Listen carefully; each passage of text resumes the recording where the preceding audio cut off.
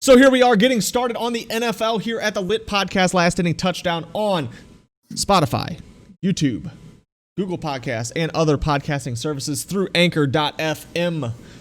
Find us on Twitter, Last Inning TD. NFL, Logan, NFL. Some interesting stuff this week. Watched a little football this week. I'm really bad about not actually watching very often. See, here's the thing is, and I think you know this already, but a lot of people, I'm not actually really that big of a football fan. I really don't like football that much, but I love fantasy football. Like fantasy football is my favorite fantasy. So I follow football because I enjoy fantasy football so much. Does Aaron dress up as fantasy football? You said it's your favorite fantasy, so I didn't know if she just like put a board on. Yeah, usually I'm like laying in bed, like, you know, relaxing. I got the game on, and all of a sudden here she comes, and she's dressed as ESPN app. You know, got the scoreboard, scoreboard on. It's me winning. It's me winning, of course. You know, she comes out with a championship trophy, and good Lord, the great Ricky Bobby said, "I'm as hard as a diamond in an ice storm." That's how I'm feeling. That's how I'm feeling in that situation. Let me tell you. But I think the big thing from this week had to be that Cleveland and Baltimore game. I mean, that game was nuts to begin with. Absolutely insane. But Lamar Jackson did the MVP type thing despite the fact that his season's been terrible. He finally had a good fantasy week this week. He finally performed in a very Lamar Jackson way, where he had like 129 yards and a touchdown. But he ran for 2 touchdowns and had like 100 yards on the ground. So, you know, so when you add all that up, it turns into a great fantasy week. So, because, you know, mobile quarterbacks. That's a good fantasy week, period. Right. And that's so it doesn't even count him throwing the ball. Lamar Jackson comes out in this game and they're down by, you know, whatever they're down by. And Lamar Jackson is off the field hurt. You know, you don't know what's wrong with him. He's been taken off the field. He goes back to the locker room. Well, McFlurry's out on the field. Trace McSorley. Where do you go to college? I have no idea. I don't even Penn State. I'm going to say that. I'm going to ask you those questions like 1,000 times over the course of this podcast because I know you're never going to know the answer. I'm going to be honest with you. We'll be on episode like 216, and you're going to be like, where did Trace McFarley go? Not Trace McFarley. I'm just going to say, I'll just be like a common guy. I'll be like, where'd Deshaun Watson go to school? Still don't know. It's Clemson. I don't watch college football at all. I watch more college football in the NFL. But anyway, so he comes, Trace McFlurry comes out, and he is running this read option play, and he goes to cut back and just falls to the ground. And so part of me is like, is the guy hurt and in a lot of pain, or is he so embarrassed that he just screwed up on 3rd down on this option play and possibly lost the game for his team? I'm acting hurt here too because I may have just lost the game for my team. All of a sudden they clip to the tunnel, and here comes Lamar Jackson running down the tunnel out onto the field. Next play, he fakes the run, Hollywood Brown, touchdown, they take the lead. And then the internet does its job. The memes attack Lamar Jackson like crazy because it comes out that Lamar Jackson was in the locker room for cramps. Yes. So now everyone is saying that Lamar Jackson was in the locker room taking a poop, and then he came running out after his poop to win the game. Well, the joke wasn't because he was pooping. Did you see the video of him running into the locker room?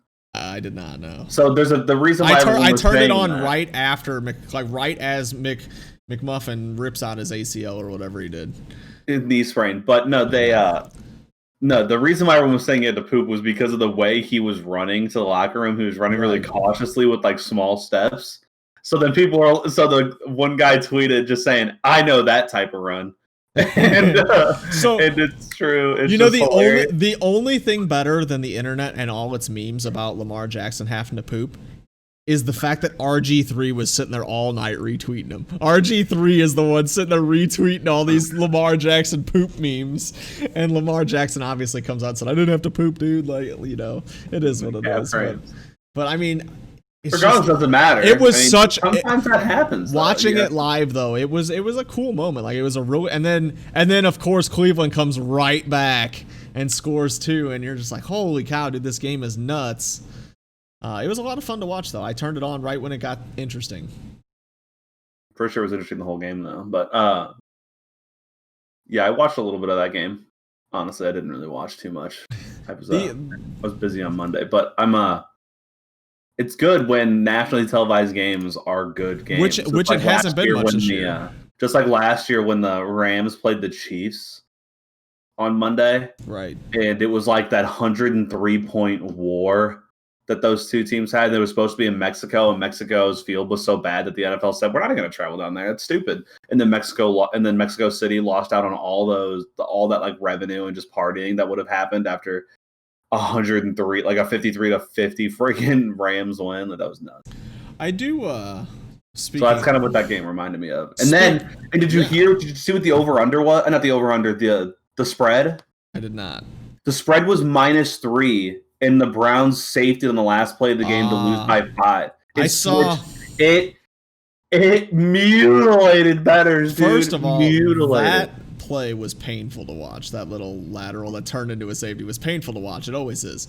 I saw someone tweet they lost their fantasy game by 1 point, and it was because the other team's defense was the Ravens, and they gained 2 points on that safety.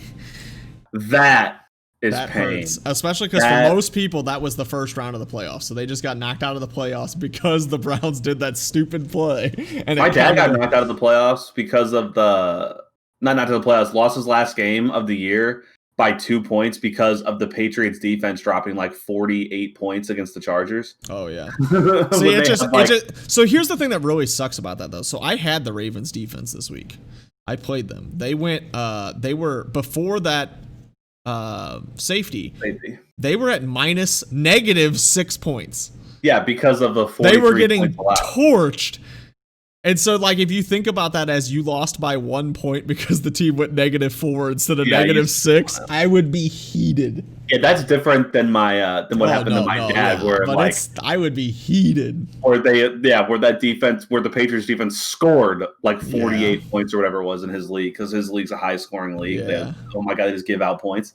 But seriously, his quarterbacks will end up with like 65 points. They'll throw for like 303. I'm like, what the heck just happened here? Yeah, so this was not on purpose, but all of my notes are about quarterbacks this week, so I guess we're having a quarterback week. What about, you asked me last week if Drew Lock was going to do his thing and throw for 4 touchdowns or 0, and I said it was a 0 week, and he threw for 4? Yeah, it had been a while. I thought he was due. It seemed like he was due. That's what you said. You go, Logan, you brought out the stat. Do you think that Drew Lock is due? And I said, not this week. And then he apparently he was due because I picked Carolina. Oh, you didn't update. Are we going to update that?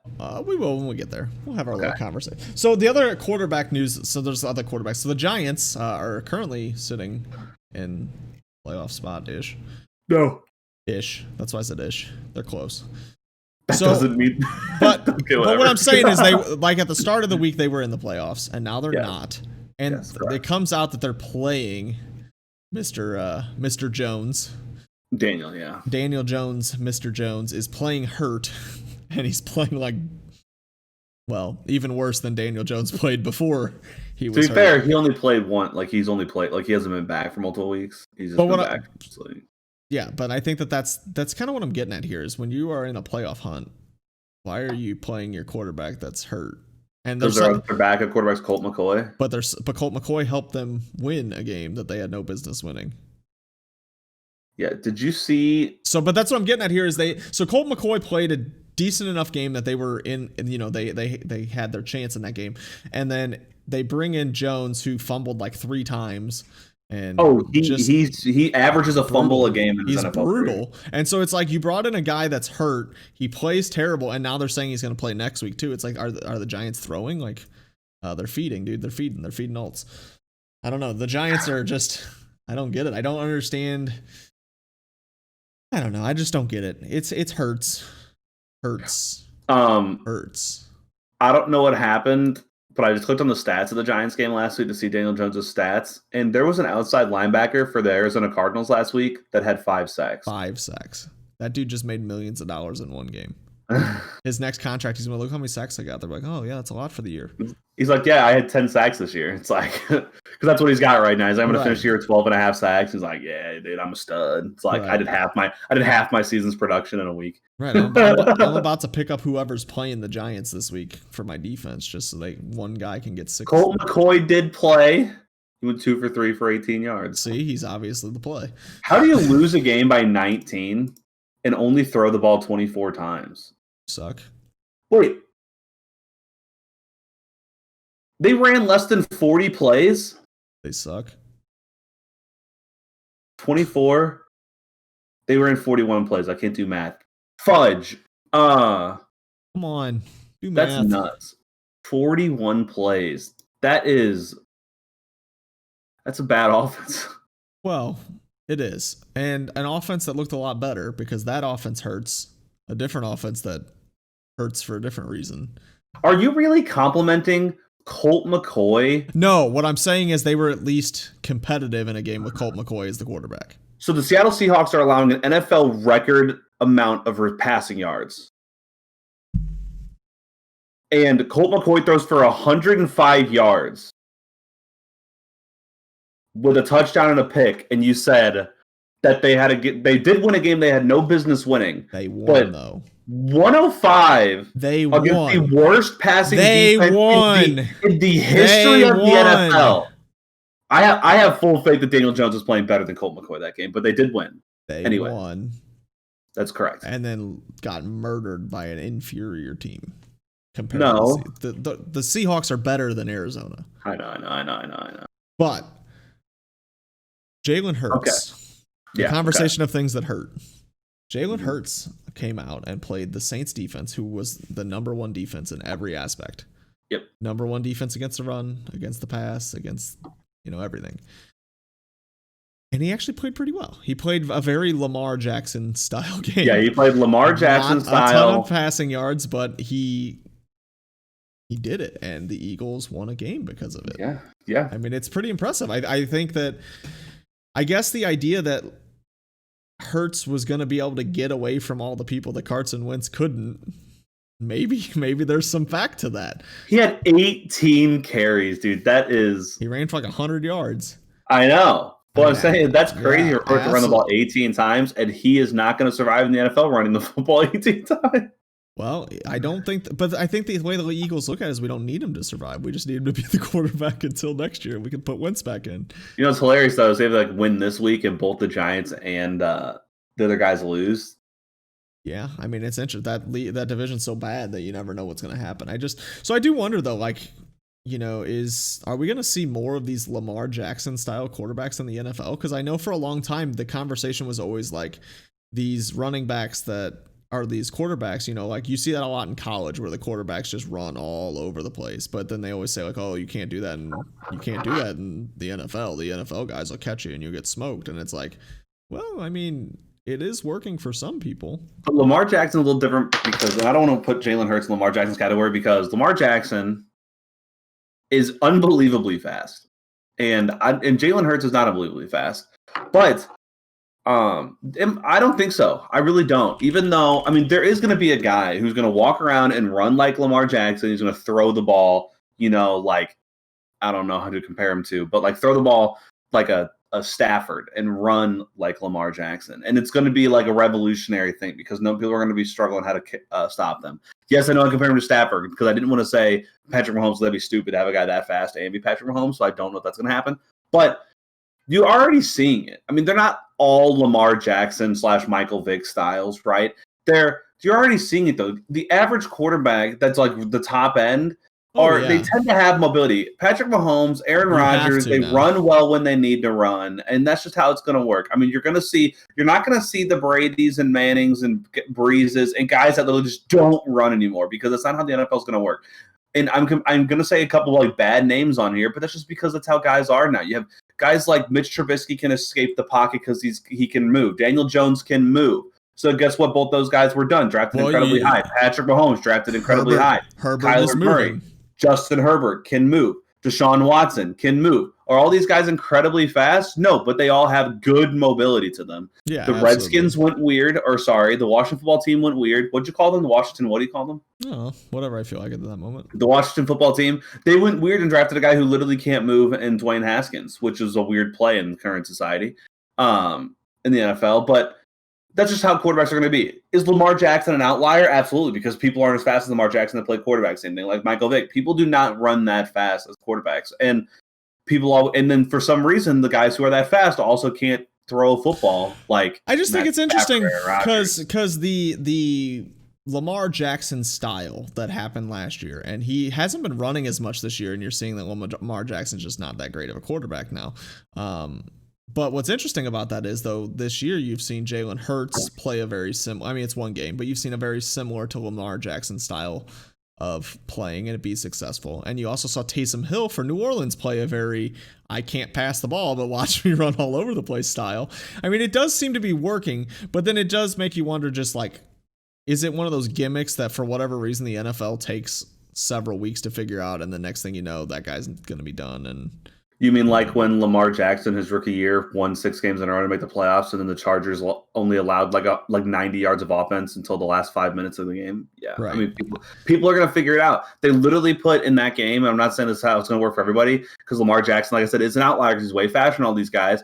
Is in that game, they just said, okay, we're going to put a safety middle linebacker, and he's a quarterback spy the whole time. And Lamar Jackson, who was a very young rookie, a 21-year-old rookie, couldn't handle it. So I understand he's young, and I'm going to give him props for even going 6-0, making the playoffs, because he deserves it. But it's just teams are going to figure out how to stop guys that can run. And let's get this straight. If you can't pass, they're going to figure out how to stop you. That's the issue with guys like Patrick Mahomes and Aaron Rodgers. Because they can run when they need to, but they're also the greatest passers on earth. Absolutely. And passing is still the game. It's still a passing league. Rushing is going to win you games. Ask Tennessee. It's done a really good job for them having the best running back in the world on their team. And a guy like Christian McCaffrey for the Panthers, they're really feeling his rushing and receiving. And I think the thing that people don't realize that's so important about the rush is if you have a successful rush game, you're wasting time, dude. You are burning the game clock. Like your drive goes from 3 minutes to 8 minutes because you're able to run successfully on the other team. It's a really good style of offense? Keeping the ball out of Aaron Rodgers and Patrick Mahomes' hands. That's how you win games, right? And absolutely, running the ball well successfully is good because both those guys can score in 2 minutes, and it's like, it's whatever, it's another day at the park because they do it all the time. But And so rushing is a great style, and having a good rushing game stacks boxes and opens up the passing game for what Lamar Jackson did last year.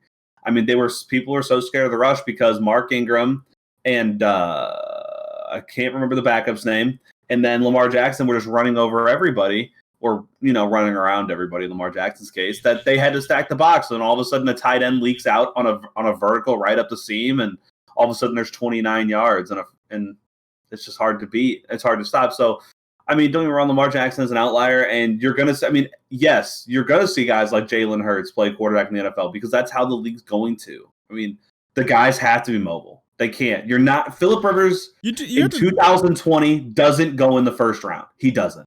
I think on kind of that same note, I watched a little bit of Miami's game. And it did look like they were starting to let Tua out of the box a little bit. I mean, they were still way too conservative. So, I don't know if you paid attention to that game, but Kansas City turned over the ball like 3 or 4 times, like right off the start of the game. Miami did not capitalize on this leg at all. That was the game I watched the most. Yeah, because they were not taking any shots. They were not taking any attempts against the Chiefs. They were just like giving it back to them. But they did a little bit, later on in the game, start making some shots. And he did look better. He did look quite a bit better than he did. But that's how Tua also plays football, and why it's going to take him a little longer, I think, to be for them to have extreme success. But it's also like he's fine. Tua's a guy who, even in college, just didn't turn the football over. He just doesn't do it.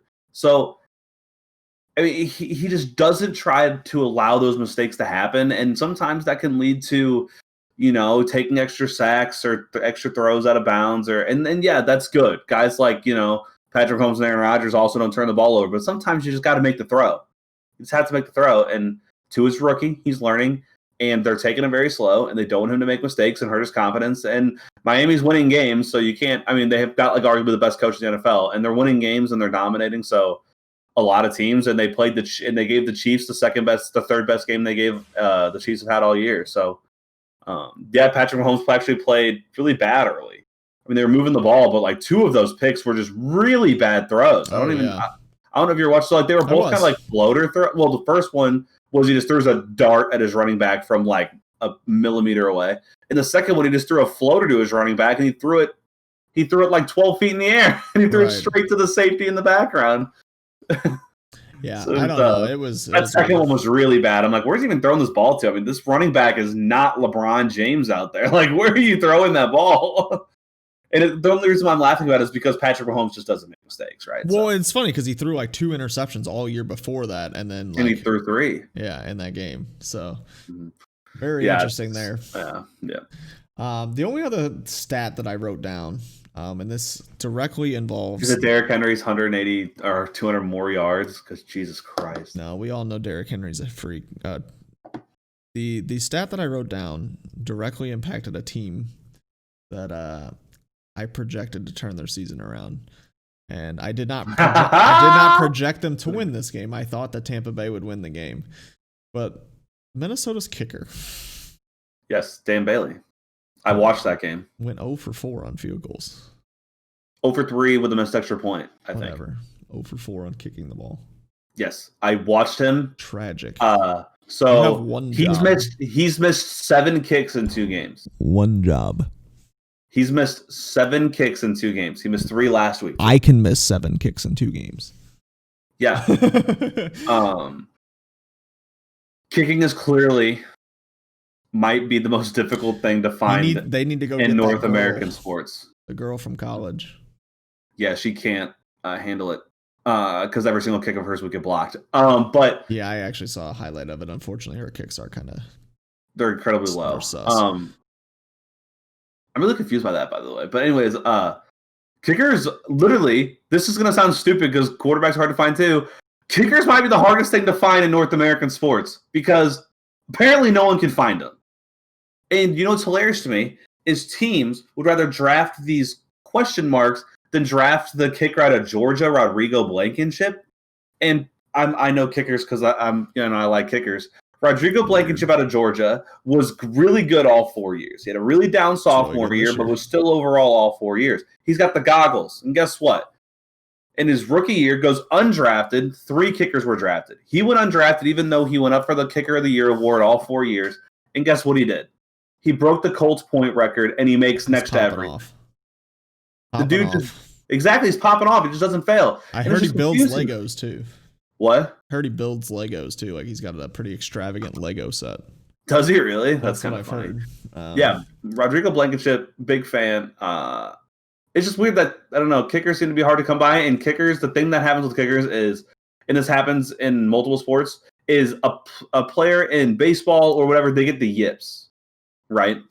And you try to have to come out of the yips, and kind of like a closer. Exactly. You get the yips. Rick Ankiel got the yips and that ended his pitching career, but he wound up making it back as an outfielder. But you get the yips and you can't figure it out. And kickers have so little time to figure out the yips because they affect every game more than anyone wants to give them credit for. Like, it changed their entire game plan. The Vikings, because he missed 3 field goals and an extra point, later in the game, had another regular field goal attempt that they didn't take. It was like a 41-yard field goal, and they went for it on 4th down. And they didn't make it. And they really didn't lose by much once either. Again, exactly. It's like if you get those back, is it a completely different game? They lost 10 points, which in the reality only turned to 9 points because they wound up making a 2-point conversion later to make up for the missed extra point. So he missed 9 points. But it also kills some momentum. But then they also didn't kick that other kick.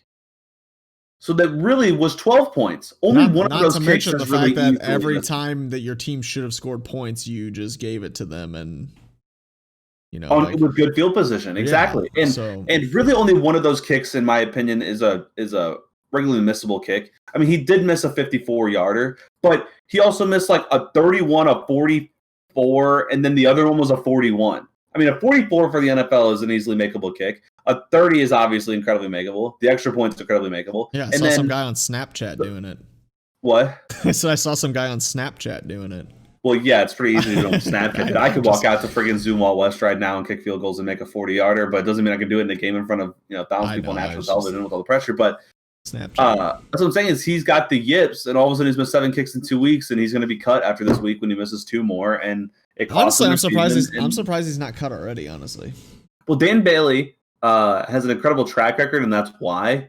I can guarantee that's why, because when he at one point was the highest percentage kicker in NFL history when it came to extra points and field goals. So now he's like sixth after like the last 2 weeks. But before that, he was third. So he has this little extra give because he is one of the most accurate kickers of all time. But it also just cost them their season potentially because now they could easily miss the playoffs, and if they would have won that game, the Vikings held a lot of tiebreakers against very important teams, and all of a sudden they're right in the thick of making the playoffs, and now they're in huge trouble. So, and they have, I believe, a game against the Packers left, and they're in huge trouble now. And the only reason he hasn't been cut, I believe, is because the game against the Saints is because of that track record. Does that mean he's going to make any kicks? No, doesn't mean it at all. But Cody Parkey also tried to blow it for the. So luckily, I did not pick the Vikings last week. I did. You did not either. Oh, I didn't. We both took Tampa Bay. As I thought I took them, so that's good for me. You got 12 correct last week. 12 is a good number. 12 is a good number. 12 and 4. Okay. I got 14. Yeah, that's what I thought. So I am up 74 to 71. I'm up by 3. So you're up 3. And I have to tell you, it doesn't look good for you because it does look like this next week has a lot of obvious games, in my opinion. So it's going to be very difficult to cover some ground. Well, that's what happened last week is I had to try to cover some ground, and I picked a couple of games that I wasn't a big believer in. So there is a lot. It is kind of a funky schedule this week. Starting right off the bat with Thursday night football, the Chargers versus the Raiders. This is an interesting one because both teams' defenses aren't very good. But the Raiders have just looked god-awful lately. Like, they don't... And now Josh Jacobs is, like, playing with an ankle injury, and... I don't know, man. The Raiders just... And you don't know if you should start him in fantasy? I'm not, no. I'm just not doing it. I'm just not. We're going hot hand and hoping for the best here. But yeah, I don't know. It's going to be, I think this is actually a toss-up to me. I think that this is very much a toss-up game. I think the Raiders played KC and everybody thought, wow, this team is really good. They hung right with KC. And then since then, you're like, wow, this team is really bad. Like, I don't know. The Raiders are really good at rivalry games, though. They've always been that. The Raiders do play very well against the Chargers, regardless of who's got the better team. So the question is, do you go Raiders or do you go Chargers? I got a feeling that you're going to be going. Chargers. But I am going with the team fighting for its life. I'm going with the Raiders. I kind of figured, and there's part of me that thinks the Raiders just own the Chargers. But do they? I'm all for it. I'm going LA Chargers in this matchup. I'm not 100% buying that I think that that's the winner, but I'm not 100% buying that I think mine's the winner. I'm only picking them because it's either they win or their season's over. Right. I think that I'm okay with this one though, and I've got some leeway, so I'll play it. And then the nice thing is, I have Herbert on my fantasy team. And so I'll get to watch this game now because it's Thursday night, and I'll get to watch him perform in my first round of the playoff, or second round of the playoffs now, because we did win and move on. So now we got 2 Saturday games this week as well, which I can't watch. Yeah. Buffalo is playing Denver. I mean, I feel like it's obvious. I pick Buffalo. But what's that? Well, hold on. Let me ask you. What did Drew Lock just do? Threw 4 touchdowns, so he's good for the rest of the season with none. So the season's over. Yeah, he's not throwing a touchdown for the rest of the season. I'm going Buffalo. Right. I mean, that stat has been holding true there. I mean, I was just a week off. I projected him to do it this week, but instead he did it last week. So Carolina at Green Bay. Christian McCaffrey still not expected to play. Even if he did, I don't know how much that would matter. Aaron Rodgers is playing out of his mind. Yeah, you got one pick, right? So Green Bay it is for me. Yeah, Green Bay. I think that's a given there. This one's a little interesting. New England at Miami. I think this one's interesting because if Tua plays, we all know Bill Belichick owns rookie quarterbacks. I assume Tua's playing, but I think Miami's the better team. This is a tough one to me. Yeah, I'm definitely. Wait, where'd you go? You went to Miami? Oh, I guess that's what I have first. Are you on Bing? I am not. I'm on CBS Sports. I was actually looking at something else and then just click scheduled. This guy just doesn't understand. First of all, CBS Sports is like prime time for fantasy, so that's where I get a lot of my fantasy stuff. Rookie quarterbacks are 7-21 against Bill Belichick. Patriots are fighting for the playoff life if they even have one. The Dolphins are also kind of still fighting for a convincing spot in the playoffs. They can still fail to get one. The Patriots seems that they just can't figure out if they're good or bad this year because they'll beat teams. They'll just play really good football and dominate, or they'll play bad. It doesn't make any sense. The Dolphins and Patriots tend to play each other well, no matter how bad the Dolphins have been against Tom Brady the last friggin' 20 years. The Dolphins tend to just play the Patriots well.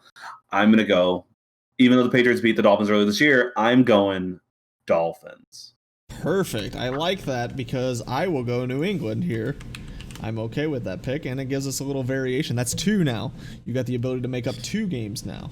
Or lose 2 games. Or lose. Well, yeah, with that attitude. Here you go. You want to take a flyer here in the Seattle versus Washington game? Would you like to continue to back your gonna make the playoffs statement here? Seattle versus Washington. So Washington has won 7 of their last 8 against Seattle, which I know means absolutely nothing when it comes to current day games. This is going to be a game against a team that has a really good defense and a game against a team who pretty much has no defense. I don't know, dude. My big thing, and this is going to be the question mark, my big thing has been Washington not turning the football over, right? That's what I've said. Like I said, their defense was good enough that if Dwayne Haskins wasn't turning the ball over 1,000 times, they'd be okay. And Alex Smith took over and hasn't really turned the ball over that much, except for one game, which they lost that game. And Alex Smith is questionable because the leg that he broke into a million pieces has a calf strain. Did you also see the video of him just leaking blood out of his non-broken leg? I did not. It was a pretty weird video. The man had enough blood that covered his entire shoe, which was white, and it covered his entire ankle. The dude was just leaking blood out of his calf. It was actually really weird. The amount of blood that you were seeing through his pants socks and his tape. Oh, it was nuts. But he's questionable. So this is going to be a big decision for me because if I knew Alex Smith was playing, I'm going to keep backing my boys. But I don't know Alex Smith is playing. And Dwayne Haskins got all the first team reps today. So before I answer, who do you think? Oh, you're trying to see if I got any insider knowledges, huh? No, I gave you a lot of information, okay? I clearly got some insider knowledge. I already knew what I was going here. I know. I am going Seattle in this game. Seattle's, I think that they got a good offense. I don't know that Washington's still without Gibson. So I do want to add, Washington won last week, didn't they? Yes. Which was impressive, which was very impressive because Gibson didn't play and Terry McLaurin did absolutely nothing. And they won 2 weeks ago against an undefeated team when both of those things pretty much seemed to happen. So, Gibson basically didn't play because he got hurt very early, and Terry McLaurin did next to nothing. So my question here is Seattle's defense so bad that when Dwayne Haskins plays, is he going to be trying to challenge the defense and then make mistakes and then lose the game? I'm going Seattle. Yeah, the question is can Washington score 21 points and win this football game? Because Seattle's going to score 17 or 20. Well, we're going to need a decision. Do you want this to be one of your dividing games? You need Washington to make the playoffs. You've made the statement that they're going to make the playoffs in their division. They don't need to win this game to make the playoffs because the Giants are probably going to lose. It would help. Well, of course it would help. Any win helps. This is hurts. This is so painful. This is probably my hardest one of the week. The hardest one of the week. What'd you say? Now tell me I'm scum. I'm gonna go with against my gut here, and I'm gonna go with the team that I've been backing. Even though I have full faith in Seattle, I'm gonna go with the Washington football team, just because they've had my back for so long that I'm gonna go with them, even when I don't really believe in them. They've had my back. I'm gonna go with them. All right, fair enough. San Francisco. I actually have no faith that they're gonna win the game, but I'm just gonna be different. I've been there. I've done that. San Francisco at Dallas. Dallas. San Francisco. I agree. Ayuk is gonna go off. I pick against Dallas every time. Yeah, same. Except last week when they played the Bengals. This is a tough one. Jacksonville at Baltimore. Kidding, Baltimore. All right. To be fair, Jacksonville plays pretty much every game close. They just lose them all. Yeah. Houston at Indy. I'm assuming Indy. That's where I'm going. Yeah, I'm going Indy because once again, it's one of those teams just that has to win. Better football team. What? In general, just a better football team too. They're a better football team, and they have to win. So. Okay, so this one could go either way. Chicago at Minnesota. Okay. This could go either way. Yep, it could go either way. I think I'm gonna support my Minnesota Vikings again. I will jump back on the Minnesota wagon. I did have to hop off because I just knew they couldn't beat Buccaneers. Tampa Brady. But I'm going. Mitch Trubisky played incredibly well last week, and the Minnesota Vikings want to slit the throat of their kicker. It's okay when you miss 3 kicks once, the team, and it kind of costs the game. Their team's still gonna have your back. But when you do it in back-to-back weeks, didn't cost them the game 1 week, but whatever. We do it in back-to-back weeks and just ruin your life. Actually, they have lost 2 games in a row, haven't they?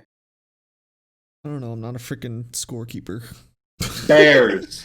Whoa, you were all over I'm never taking the Bears, and you took them. Well, no, didn't I take them last week too? I don't think so. Oh, no, I didn't take them, but I had a feeling they were going to win because I went with my Lions. Yeah. Wait, not Lions, whoever they played. You're afraid of. I'm just going to do it just because I'm going to go against that you think the Vikings. I really don't have any faith in either team here, but I'm just going to go against the use of the Vikings. They're going to be the comeback team of the year, and then they're going to end up 6-10, and I guess you call that a comeback still, but I'm going to go Bears. Mitch Trubisky. What? They were like 1-5, so yeah. And I even said that I didn't think they'd make the playoffs. I just said that I thought they were a lot better than they 1-5. Yeah, and then I said the Bears were a lot worse. So this is going to be a battle of who's whatever. I'm going to go with Mitch Trubisky. UNC. All right, Detroit at Tennessee. I just feel like I'm making terrible picks this week, but I'm going to go Tennessee. That's not a terrible pick. But you're the only 10 I see. I'm also taking it as well. Tennessee. Yeah. I just think I'm making week, and I'm just going to lose it. So you're going to take the Jets then? Jets versus Rams. No. I'm a big believer in Sean McVay. I tried to convince you. I am also taking the Rams. I need Cam Akers to go off. I thought you were starting Ayuk over Akers, or you're starting Akers. I'm starting Akers and Taylor at running back and starting Ayuk at flex. And you're benching And I'm benching Josh Jacobs, yes. Okay. Which was tough because Josh Jacobs is a name. He did, but he played terrible. Yeah. Okay. But he's also dealing with an ankle injury and playing on Thursday night after playing terrible. Just don't feel it. Next. Philadelphia at Arizona. All right. This is an interesting one. Oklahoma quarterbacks. Yep. I know you don't know that, but Kyler Murray and Jalen Hurts both graduated from Oklahoma. I don't know if they graduated, but they both stopped playing football and went to college and went to the NFL out of Oklahoma. I don't know. They're both playing for their lives. They're in Arizona. Jalen Hurts played okay. Played solid if you count as rushing. I don't know. I don't know how good Arizona is. What do you think? I'm going to take the Eagles. I think that what Jalen Hurts did against the New Orleans Saints defense, he can do it even more against Arizona's defense. So I'm all for it. I've been on the Arizona downrank train, so I'm just going to agree with you here. I'm going to go with the Eagles, actually, just because I've been Arizona's kind of overrated game. So probably the game of the week. KC at New Orleans. Probably, yes. Probably either that or the Pittsburgh-Cincinnati game. One of the Exactly. Kansas City at New Orleans. This is an interesting one. I think New Orleans is pissed because they got beat by Jalen Hurts, but Kansas City still can't. And guess what I did? I was a believer in the Saints. That's what happened. And they screwed me. So you're taking. So guess what? I'm going Chiefs. Fuck the Saints. Well, there's rumors that Drew Brees is activated, maybe-ish. Yeah, but then did you also hear Sean Payton said he's also an incredible ways away? Yeah, and they have 3 weeks to put him on the active roster for him to be eligible for the postseason. Regardless, a Drew Brees fresh off IR or a Patrick Mahomes fresh off 3 picks. I just don't think that either one of them is going to hang with Patrick Mahomes, even with a good defense of the Saints. I think the KC's defense is good enough to stop the Saints offense as it is right now. And I think that KC just fires, dude. They just fire. I also don't think that Kansas City's Patrick Mahomes throwing 3 picks and losing a fumble. I have a good feeling he's not going to turn the ball over this week at all. If not, he might not turn the ball over for the rest of the season after 4 turnovers on their way to a second Super Bowl, but whatever. Cleveland at Giants. Cleveland just got done playing a phenomenal game only to lose. Cleveland. Terrible defense in Cleveland, maybe? Cleveland. But I will also go Cleveland. You can't get your quarterback sacked 5 times by one player and give me any confidence that your defense can hang. And now you got to play. And now you gave up 5 sacks to one guy who no one even knows the name of, and now you got to play Myles Garrett. So yeah, and in general, what Cleveland just did to Baltimore's defense. I mean, I know that they're stretched thin, but Baltimore offense at least held on to the ball. The Giants are just going to keep giving it back to the Cleveland offense. So. Yeah, it's like Daniel Jones, like he's a fumble machine, and right. Andy's hurt. No faith in that one. I have faith in him really not throwing that many picks. He actually doesn't throw that many picks, I don't believe, but he fumbles. He fumbles at an NFL record pace. And he trips. He did trip on what would have been a 90-yard touchdown run by the fastest quarterback run in years. Right. Last matchup, Pittsburgh at Cincinnati. I'm sure we're both going Pittsburgh here. Off 2 fresh losses. If they lose to Cincinnati, they shouldn't even let them in the postseason. I tend to agree with you on that one. A Joe Burrow-less Cincinnati Bengals is a team that's going to go. I wish the Jets and Bengals. A little side note that I did say that Buffalo would win by at least 10, and I was correct last week. Just want that to be known. Who'd they play? When Buffalo played Pittsburgh, I said they would. Oh, I think I agreed with that. I think you told me it would be a close game, and I said they're going to win by 10. I don't know, but regardless, I'm a big believer in the Bills because I've been a big believer in Josh Allen. So, and now the Bills are living life. They win this game. Do they clinch their division? I guess so. Yeah. Even if the Miami Dolphins win, they got a 2-game lead on the Dolphins, but it goes by divisional record, right? Last game, Lamar Jackson was clinching for a while. And then he got to relieve himself. Yeah. So NFL playoff picture. The Chiefs and Packers get byes. The Saints have since lost their bye in that one week. Oof. In that bad loss to the Eagles. I mean, that's a huge loss. I mean, to lose your bye, that's a big deal because only one team gets a bye this year. Well, especially in football too, when injuries are so common, like you just that extra game can. It would have given an extra week for Breeze to recover from maybe I do think looking at the playoff picture, there's some really good matchups, man. There's gonna be some really good playoff games this year if that's the matchups. I mean, you got Steelers, Dolphins, Bills, Colts, Titans, Browns. I mean, those are all maybe they're not the sexiest names, but those are all really good teams. Saints, Cardinals, Rams, Washington, Bucks. Seattle again, which they're playing this week. Yeah. And that is, once again, I mean, it'll be a boring game for most people, but I like that deep. I like lower scoring matchups in baseball and in football. I really do. Right. Sounds like a plan, and it sounds like football has come to an end on the Last Inning Touchdown podcast.